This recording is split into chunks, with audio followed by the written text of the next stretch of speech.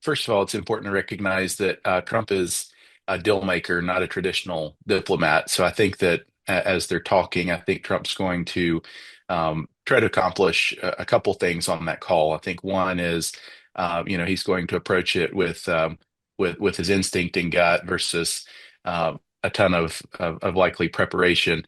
Um, but he's going to meet him as a leader of strength versus a leader of strength. And I think in President Trump's mind, this is an opportunity to be the deal maker that Biden failed to be in getting us in this mess. And so I think that we're going to see one, that being his goal. Trump really wants to walk away with a win in getting this war to an end.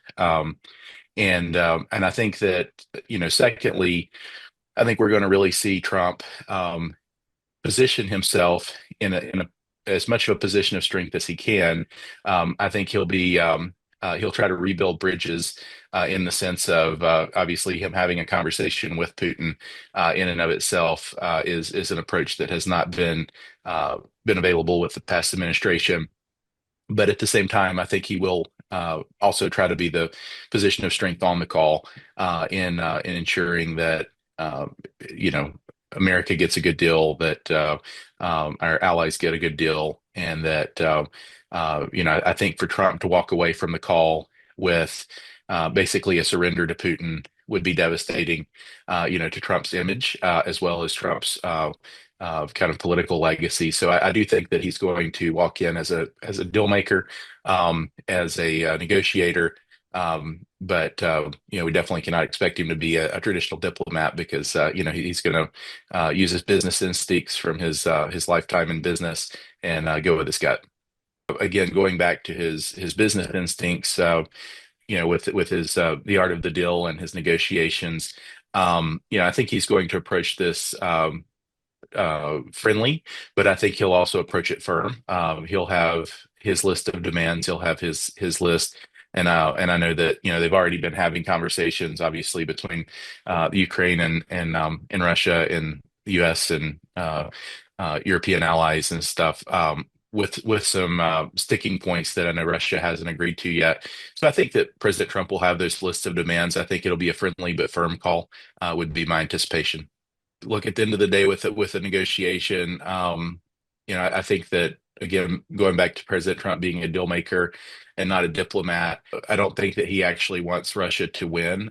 He definitely does not want America to lose, which he feels like we've been doing by funding a war with no end game in place. And so, I think that we're going to see there will probably be some deals that are made that are not your typical deal making. I mean, I think that's kind of when you look at President Trump's history and MO. He's not a traditional politician, not a traditional diplomat, and he is very unpredictable. Both to his adversaries and allies at times. So, I think for us to try to predict exactly what's going to happen in that call would be rough. But I do think that whatever concessions are made or whatever points he will not budge on and applies pressure on for Russia to concede on.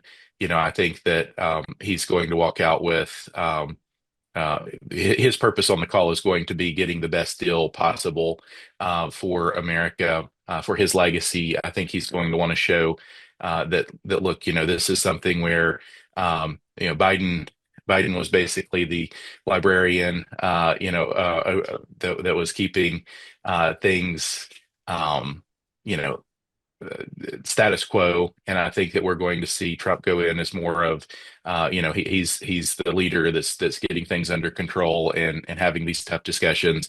And I think in his mind that's the legacy he wants to leave. So I don't think that we're going to see anything close to a surrender to Russia. But I think that he'll go in and have a negotiation, and in negotiations everybody gets something in order to get where they need to go. And so I think he'll definitely, be having a business negotiation following his instincts and gut, whatever that actually means at the end of the conversation. Yeah, look, I think first of all, absolutely. I think he is, forced some conversations And again, there's nothing that is there's nothing about President Trump that is a traditional diplomat or politician. That's not who he is. But he's spent a lifetime, you know, building a great business in one of the toughest cities in the world to navigate as far as business is concerned and the competition. And I think that's the style that he brings to politics, which a lot of times is hard to understand for career politicians. But I think that he has a vision. If you look back, even things that President Trump said in the 80s, on TV interviews, he would talk about how that America is being taken advantage of, by our allies. We're getting bad deals, and so some of the stuff that we've kind of seen with the tariffs and some of the things that's happened, it's stuff he said in the 80s. It's not political posturing. It doesn't mean that he doesn't appreciate our allies, and it doesn't mean that he doesn't want our allies. But I think he just feels like he needs to shift the deck a little bit for America and get us a better deal at the table for all the money that we've been spending, especially with the financial debt that we're under after the last several administrations.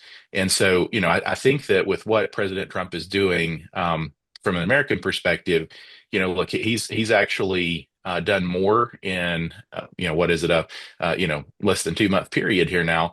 He's done more in a 2 month period to try to get our debt under control, to try to kind of reset some of these legacy issues that have really created some impossible scenarios for us to be fiscally sound again. And then also you know he doesn't want to be spending all this money on wars. He doesn't want to be I think part of that goes back to the financial crisis that frankly we've been facing due to excessive spending and government bloat. And so what you really seen him addressing is a multi-front uh, thing that actually is designed to help get us back to a stable place, so that we can be a global ally and leader that the world's depended on. But frankly, if we if we're trillions of dollars in debt and we're going further in debt every year and we can't fix that, we're not going to be much help to Europe in 10 years anyway. So, and I think that's the one thing that's important, I think, to step back and realize is he's making some hard leadership calls to get America back into a fiscally sound place so that we can continue to be, that reliable partner we've always been to the rest of the world. Yeah, I think he's unpredictable. He's very dangerous. Um, I think he's going to approach the meeting. Frankly, I think he'll also walk in with a full negotiator hat on. He'll also begin the conversation friendly. I think that he will. I anticipate seeing some level of cockiness from him. I think that's standard. And I think to your point, he's going to be very reticent to make any type of deal that makes him look weak. He can't look like he surrendered either. So, I think that's the interesting part about today's call. You frankly have two men, neither of which can really go back home and look like they surrendered to the other. And at the same time, we've got a war that needs to end, and there's people dying every day. And it also needs to end in a way that Ukraine is not, where they can go back to living in a democracy and outside of Russian control. So, I think all these things in place really makes today's conversation um, a very important conversation, very interesting conversation to see how it ends. But I do think that Putin is very dangerous, and we cannot predict. And look, he can make a peace deal, and at the same time, be making plans for his next attack. And I think that the world needs to be ready for that. And any any time of peace is a great thing, but at the same time, history teaches us lessons. And I think when we look um, at Putin's background from KGB to now, he's an expert at manipulation, and so I think that's something that we've got to be very very careful about.